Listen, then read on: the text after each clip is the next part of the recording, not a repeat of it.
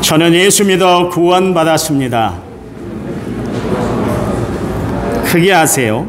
저는 예수 믿어 하나님 자녀 되었습니다. 저는 예수 믿어 천국 백성 되었습니다. 하나님이 주신 오늘 최선을 다해 살겠습니다. 말씀을 아멘으로 순종하겠습니다. 아멘. 그런 삶이 되기를 간절히 부탁을 드립니다. 올 한 해 잘 살아오셨어요. 끊임없이 작년 이어서 올해까지 계속 끊임없이 위기가 우리 주변에 이렇게 닥쳐왔는데도 잘 버티셨어요. 내가 노력해서 내가 능력이 있어서 버틴 것이 아니라 하나님이 지켜주셨고 하나님이 함께 하신 줄 믿으시기 바랍니다. 자, 옆분과 또 한 번 인사하는데 한 해 동안 수고하셨습니다.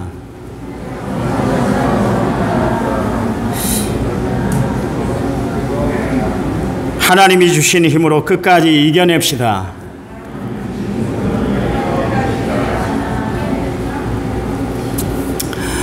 우리가 살다 보면 좋아하는 것이 있고 싫어하는 것이 생겨나기도 합니다. 음식도 내가 좋아하는 음식이 있고 내가 정말 먹기 싫어하는 그런 음식도 있어요.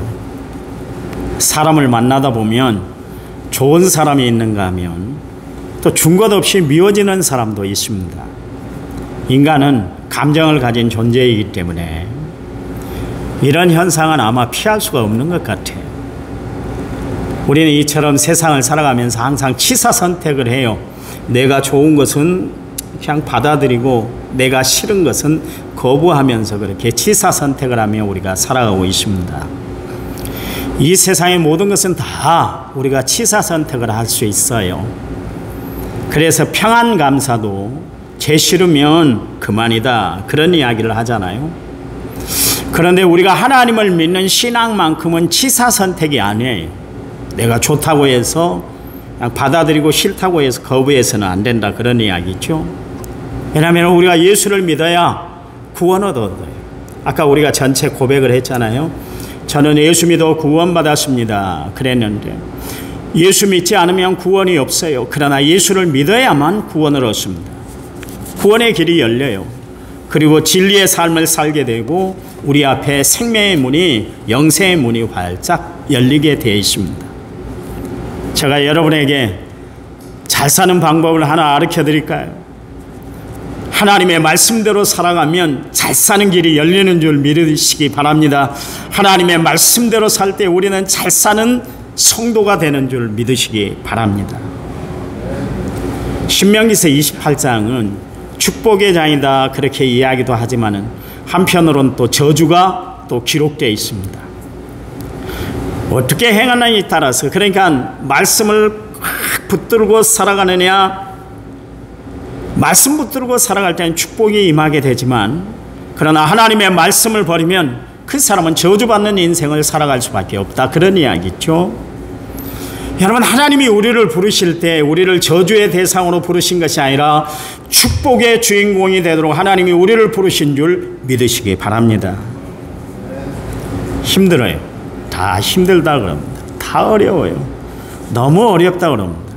이런 때 한 번 더 하나님을 바라보시고 한 번 더 하나님의 말씀을 붙들고 한 번 더 하나님을 신뢰하며 살아가는 성도들이 되시기 바랍니다.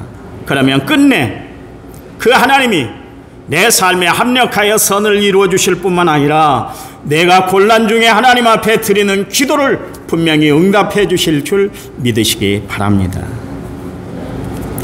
사실 우리가 살아가면서 좋은 일만 있으면 얼마나 좋겠어요.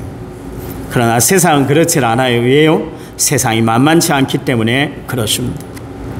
욥기 3장 25절 26절 말씀에서 내가 두려워하는 그것이 내게 임하고 내가 무서워하는 그것이 내게 미쳤구나. 나에게는 평온도 없고 안일도 없고 휴식도 없고 다만 불만만 있구나. 그랬습니다. 여러분 인간은 무슨 일을 계획했는데 그것이 뜻대로 잘 이루어지지 않을 때 그때도 힘들지만 날 나갈 때도 사실 인간은 불안해하면서 살아가고 있습니다. 그렇잖아요. 이게 언제까지 잘 될지를 모르기 때문에, 앞으로 어떤 일이 벌어질지를 모르기 때문에 사람은 항상 긴장의 끈을 놓지 않고 살아가고 있습니다. 그런데 욥이 하나님이 축복을 주셔서 편한 삶을 살았어요. 자식들도 말을 잘 듣죠. 효도하죠. 사업도 잘 되죠. 모든 일이 형통했어요. 그 형통한 날에도 욥은 늘 한편으로는 두려워하고 무서워하는 것이 있었다. 그런 이야기입니다. 이게 언제까지 잘 될 것인가, 이게 언제까지 갈 것인가, 그것 때문에 늘 두려워하고 무서워했다. 그런 이야기죠. 그런데 자신이 걱정하는 그것이 그대로 임하고 말았습니다. 재난이 임했어요. 하루아침에 모든 것을 다 잃어버렸어요. 그리고 났더니 그가 하나님 앞에 고백한 것이 뭐냐면, 나는 이제 평온도 없고 안일도 없고 휴식도 없고 나는 불안만 가득 차 있다. 그렇게 이야기를 했습니다.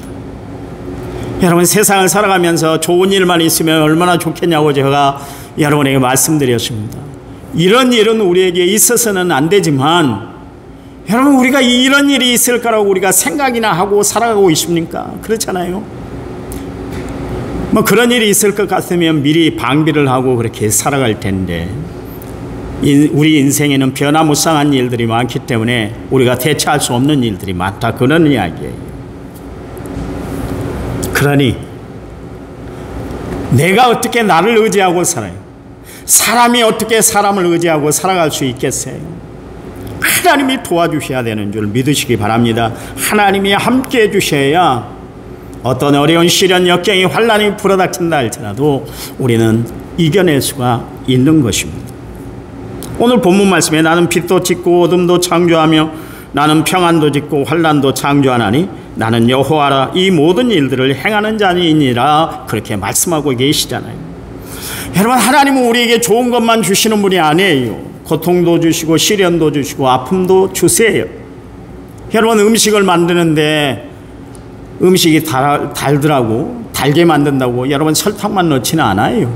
그렇잖아요. 거기에는 소금도 넣고 고춧가루도 넣고 식초도 넣고 각종 양념을 다 섞어서 요리를 하게 되어 있습니다. 그래서 맛있는 음식이 만들어지는 거 아니겠습니까? 우리네 인생도 그래요. 하나님은 우리의 삶 가운데 벌어지는 모든 일들을 다 아우러서 그것으로 합력하여 선을 이루게 하시는 하나님이십니다. 에레미야서 29장 11절 말씀에 보니까 여호와의 말씀이니라, 너희를 향한 나의 생각을 내가 아나니 평안이요 재앙이 아니니라, 너희에게 미래와 희망을 주는 것이다. 그랬습니다. 여기 이스라엘 백성들은 곤란에 처해 있었습니다. 위기에 처해 있었어요.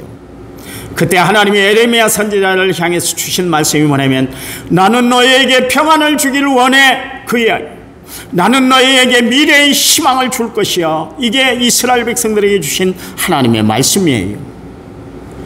여러분, 곤란 중에, 역정 중에, 시련 중에 다가와서 그를 붙잡아 주고 그를 일으켜 주신 분이 누구예요?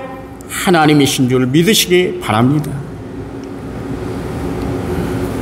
믿음이란 건 뭔가 다른 거 아니에요. 여러분, 믿음이라는 것은 믿음의 주요 또 온전케 하신 예수님을 바라보는 것이 믿음이에요. 믿음이라는 것은 하나님이 이루어 주실 것을 믿고 그분을 바라보고 그분을 소망하며 그분을 기대고 살아가는 것, 그것이 믿음이에요. 내가 절망하고 좌절하고 실망 중에 내가 처해 있을 때, 여러분, 누가 나에게 다가와서 나에게 일으켜 줄 힘을 주고 또 용기를 주고 은혜를 주고 축복을 베풀어 주던가요? 오직 구원자 되시는 하나님인 줄 믿으시기 바랍니다. 엘리야가 저 갈멜산 꼭대기에서 바알 선지자 그리고 아세라 선지자 850명과 누가 참신인가 겨루기 대회를 했습니다. 그런데 결국 엘리야가 이겼잖아요. 그래서 거짓 신을 섬기는 바알과 아세라 선지자를 데리고 저 기송강가로 데리고 와서 그들을 다 참수를 시켰어요. 목을 쳐 죽여버렸습니다. 그러자 바알 신과 아세라 신을 섬기는 그 왕비였던 이스벨이 엘리야를 죽이겠다고 난리를 피웠습니다. 겁박을 줬어요. 그래서 엘리야가 이세벨의 낯을 피해서 저 브엘세바 로뎀나무 아래 가서 죽기를 갈망하고 있었습니다. 실패와 좌절에 빠져 있었던 그 엘리야에게 다가와서 위로와 용기의 말씀을 건네주신 분이 바로 하나님이셨어요. 열왕기상 19장 5절 7절 말씀에 로뎀나무 아래에 누워 자더니 천사가 그를 오르만지며 그에게 이르되 일어나라 먹으라 하는지라. 본죽 머리맡에 수풀에 구운 떡과 한 병 물이 있더라. 이에 먹고 마시고 다시 누웠더니 여호와의 천사가 또다시 와서 오르만지며 이르되 일어나 먹으라. 내가 갈 길을 다 가지 못할까 하노라 하는지라 그랬습니다. 이렇게 절망과 좌절에 빠져있던 그 엘리야에게 다가와서 그를 어루만지면서 위로의 말씀을 건네주신 분이 바로 하나님이셨다, 그런 이야기예요. 열왕기상 19장 9절 말씀에 엘리야가 그곳 굴에 들어가 거기서 머물더니 여호와의 말씀이 그에게 임하여 이르시되 엘리야야 내가 어찌하여 여기 있느냐. 열왕기상 19장 11절 말씀에 여호와께서 이르시되 그러십니다. 여호와의 말씀이 그에게 임하시니라. 그리고 여호와께서 이르시되 그러세요. 여러분, 시리에 빠져있던 엘리야에게 다가와서 그에게 말씀을 건넨 분이 하나님이셨어요. 계속해서 말씀을 주셨어요. 그가 일어날 때까지 하나님은 말씀을 주셨어요. 이처럼 말씀하시는 하나님께서 엘리야의 앞을 지나가는데 크고 강한 바람 가운데 그분이 계시질 않으셨어요.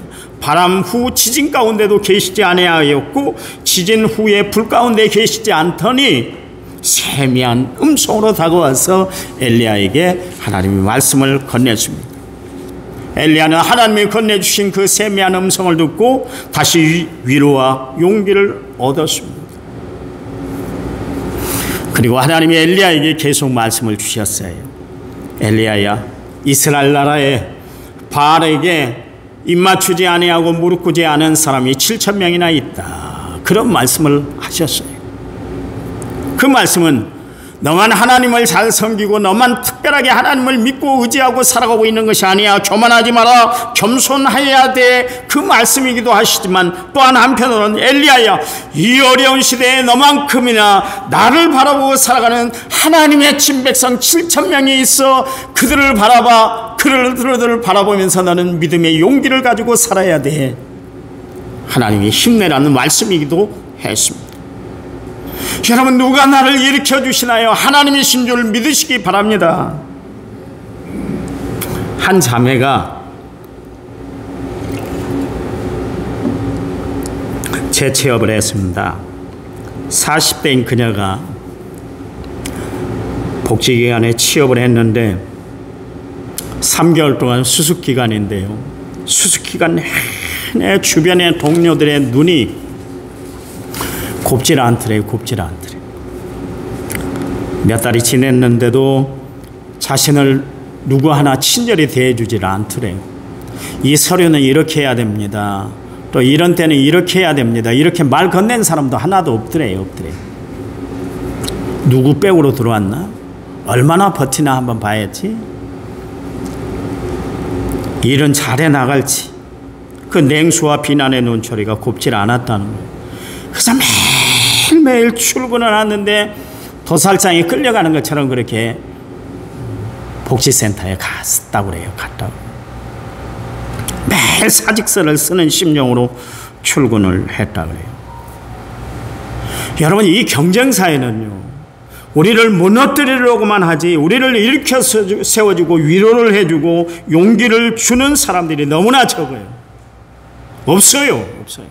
어떻게 하나 보지, 일 잘하는구나, 저런 상황 속에서도 일을 잘 처리하네, 이렇게 하면서 인정해 주는 것이 아니라는 거예요. 안 해. 그러나 하나님은 우리를 일으켜 주시는 줄 믿으시기 바랍니다. 주님이 우리에게 말씀하시잖아요.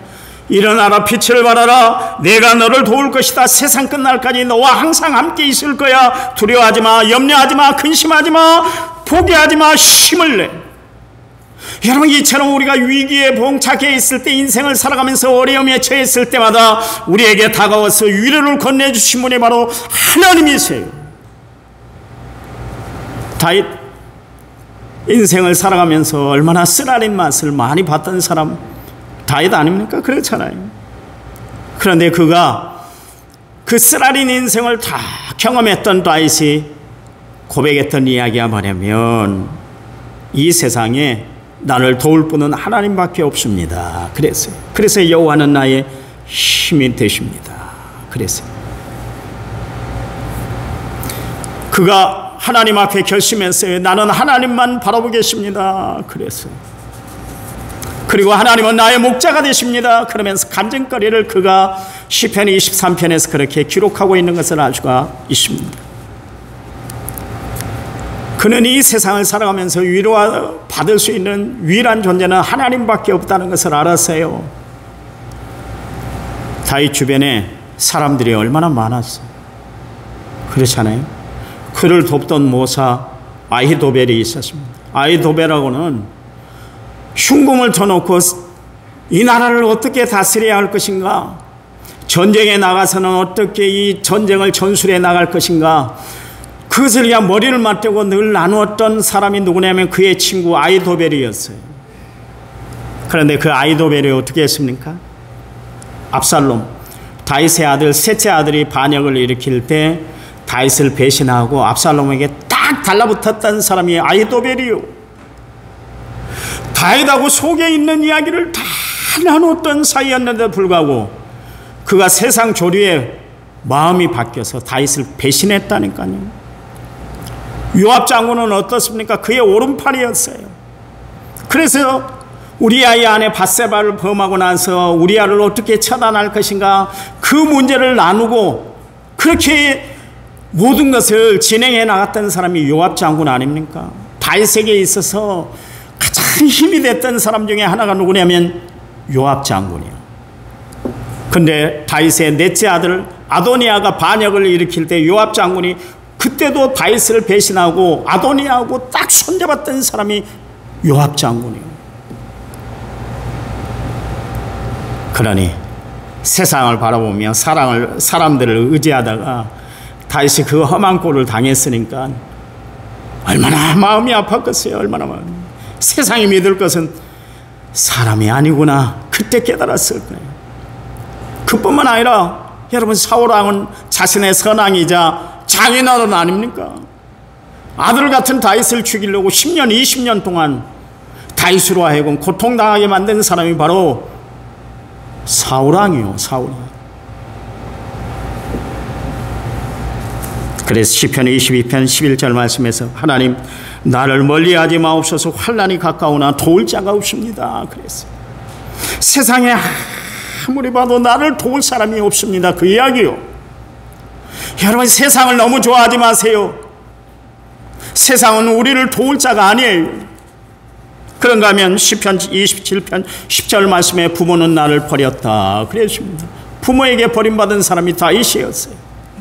그런가 하면 시편 146편 3절 말씀에는 귀인들을 의지하지 말며 도울 힘이 없는 인생도 의지하지 말아라, 그렇게 이야기를 하고 있습니다. 다윗은 자신의 인생에 자신을 도울 분은 오직 하나님밖에 없다, 그런 이야기예요. 귀인도 인간도 의지할 대상이 아니다, 그런 이야기를 하고 있습니다. 그래서 다윗이 나는 하나님만 바라봐요, 그 이야기가 왜 나왔겠어요? 여러분, 하나님은 나의 유일한 도우심입니다.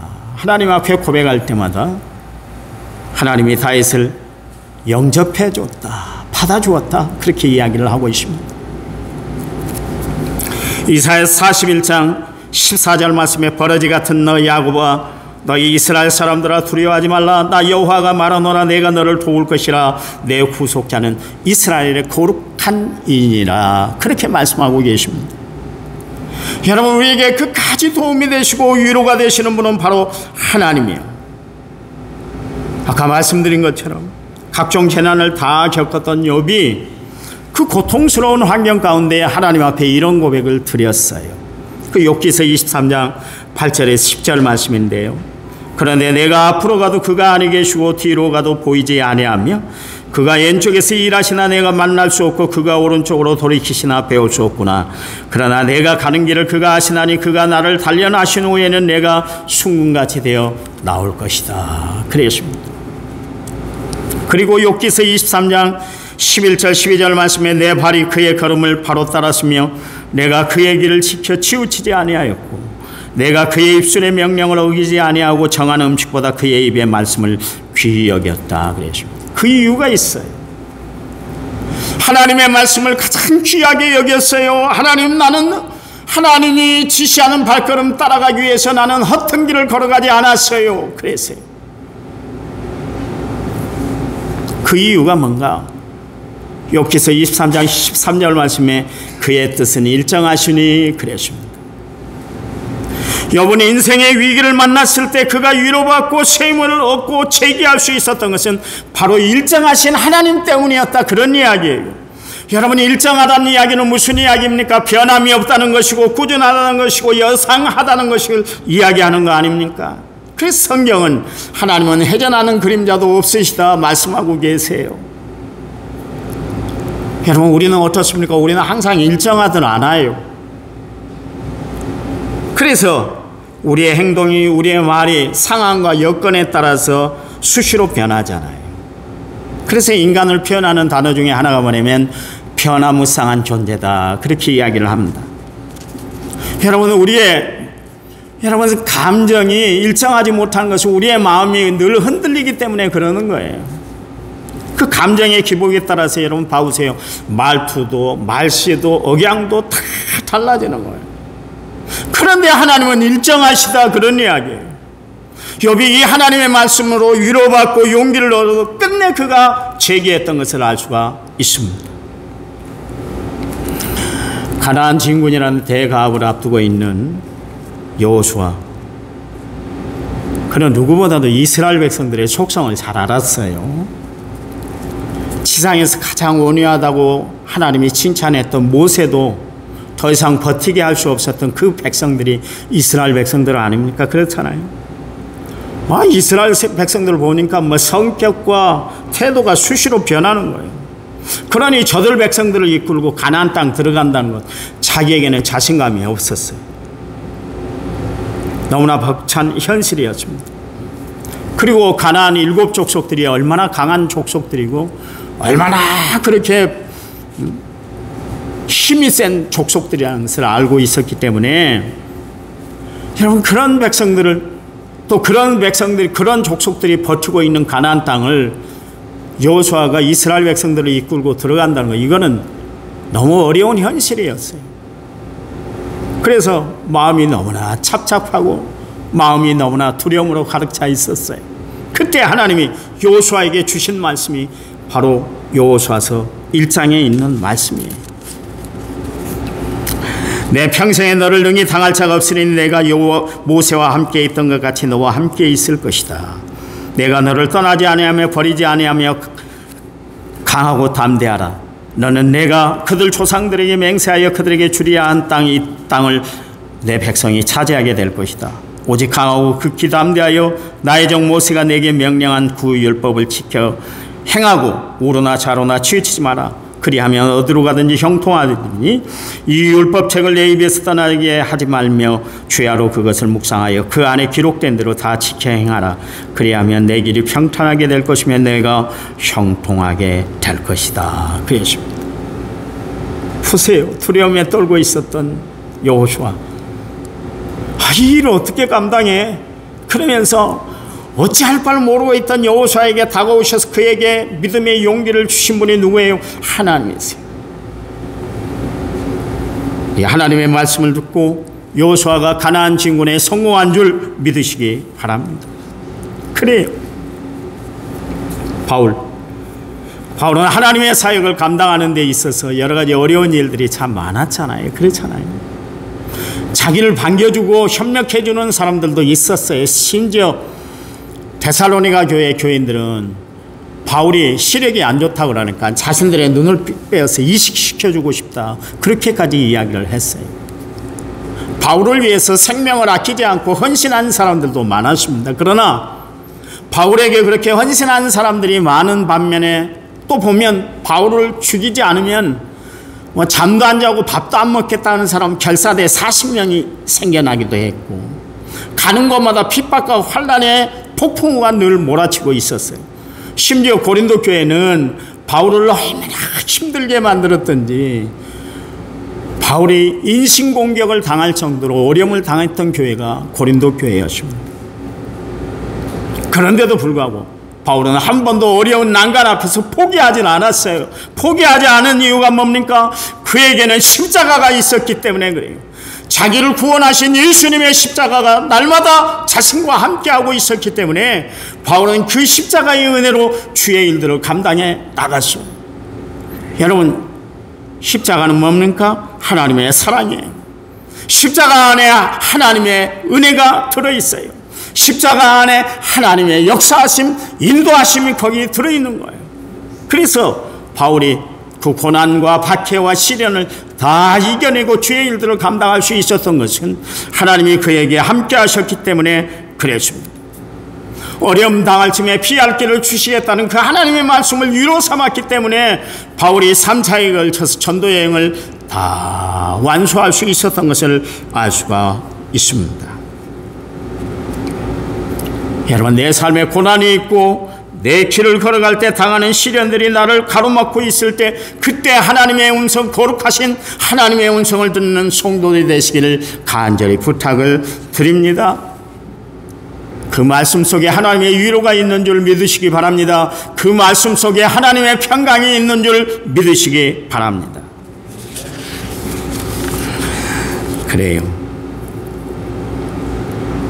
끝내 하나님이 우리로 하여금 이기게 하실 거예요. 여러분, 2021년도 잘 살아오셨어요. 어려운 일이 많았고 힘든 일이 많았을 거예요. 가게의 문을 곧 닫아야 할 그런 상황도 맞이했을 거예요. 앞으로 어떻게 살아야 할지 앞이 캄캄하고 막막할 때도 있었을 거예요. 그런데 하나님이 오늘까지 인도해 주신 줄, 버티게 하신 줄 믿으시기 바랍니다.